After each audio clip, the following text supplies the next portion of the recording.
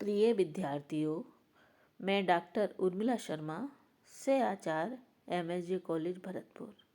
बच्चों, आज मैं सूर सारावली के एक पद की व्याख्या कराने जा रही हूँ। यह पद इस प्रकार है। निर्गुण सगुण होए मैं देखियो, तो सो भक्त ना पाऊँ। जह जह परत भीर भक्तन की, तहाँ प्रकट हो आऊँ। सुन प्रहलाद प्रतिज्ञा मेरी, तो को कबहु न त्यागूं। जैसे धेनु वक्ष को चाटत, तैसे मैं अनुरागूं। बच्चों, प्रस्तुत अवतरण आपकी पाठ्य पुस्तक सूर सारावली से लिया गया है। यहाँ सूरदास जी यह कह रहे हैं कि जब नरसिंह अवतार के रूप में ईश्वर ने अवतार ले लिया, तब वे अपने भक्त प्रहलाद से कहने लगे कि मैंने सगुण और निर्गुण दोनों ही प्रकार के भक्तों को अच्छी तरह देखा है। तुम इन दोनों प्रकार के भक्तों से कुछ विशिष्ट हो। यही कारण है कि तुम्हारे जैसा भक्त अन्यत्र देखने को नहीं मिलता। नरसिंह भगवान ने कहा कि मेरा यह नियम है कि जब जब मेरे भक्त कष्ट में पड़ते हैं और बहुत दुख झेलने लगते हैं, तब उन भक्तों की रक्षा के लिए मैं वहाँ दौड़कर जाता हूँ। बच्चों, अभिप्राय यह है कि भगवान अपने भक्त को कष्ट में नहीं देख सकता। जहाँ भी कष्ट आता है, भगवान किसी न किसी रूप में प्रकट हो जाते हैं।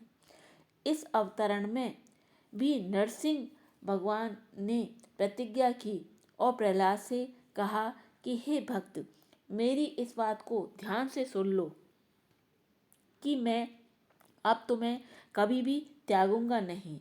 जिस प्रकार एक गौ अपने बछड़े को प्रेम करती है, वैसे ही उसी वात्सल्य भाव से मैं तुम्हारे साथ रहूंगा।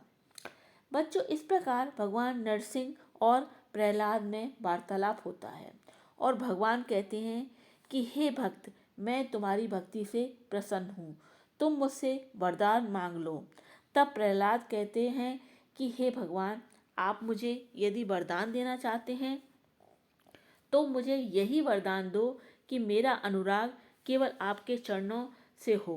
प्रहलाद द्वारा मांगी गई ऐसी भक्ति से भगवान प्रसन्न हुए और उन्होंने प्रहलाद को अचल भक्ति प्रदान की और अटल राज्य भी दे दिया।